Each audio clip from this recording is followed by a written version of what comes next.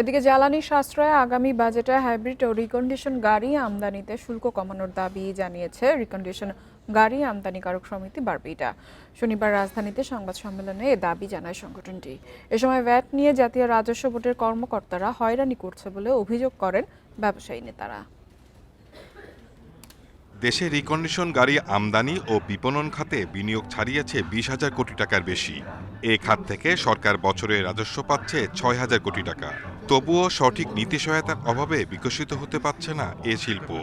এমন পরিস্থিতিতে নতুন বাজেট সামনে রেখে সংবাদ সম্মেলন করে বারবিটা।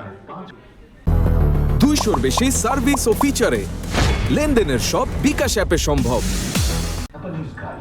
সম্মেলনে উদ্যোক্তারা বলেন, নতুন অর্থবছরে মানসম্মত, নিরাপদ ও স্মার্ট পরিবহন ব্যবস্থার ওপর নজর দেওয়া উচিত।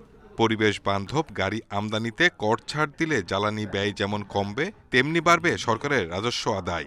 গণপরিবহন হিসাবে ব্যবহৃত মাইক্রোবাস ও পিকআপের ওপর শুল্ক কমানোর দাবি তাদের। আমরা 2026-27 অর্থবছরের জাতীয় বাজেটে জ্বালানি সাশ্রয়ী হাইব্রিড প্লাগ-ইন হাইব্রিড গাড়ির শুল্ক হ্রাস করার অনুরোধ জানাচ্ছি। গণপরিবহন হিসেবে মাইক্রোবাসের সম্পর্ক শুল্ক প্রত্যাহার করার অনুরোধ জানাচ্ছি। এ সময় এনবিআরের কর্মকর্তাদের বিরুদ্ধে হয়রানির অভিযোগ করেন ব্যবসায়ীরা। সিচুয়েশনটা আপনার বুঝতে হবে, সরকারেরও বুঝতে হবে। আমাদের 5 বছরের যে আইনটা আছে, আমি বারবার অনুরোধ করতেছি আপনারা নেন, কিন্তু আপনি যদি আমাকে বলেন জন্মলগ্ন থেকে নিয়ে আসেন, এই কাগজ নাই কেন, ওই কাগজ, আপনি যেটা আইনে আছে সেটা করেন। সম্প্রতি স্কুল, কলেজ ও বিশ্ববিদ্যালয়ের শিক্ষার্থীদের পরিবহনের জন্য ব্যবহৃত বৈদ্যুতিক বাস আমদানিতে সব ধরনের শুল্ক কর তুলে দিয়েছে সরকার। এতদিন এসব বাস আমদানিতে বিভিন্ন ধরনের শুল্ক কর ছিল 61.8%।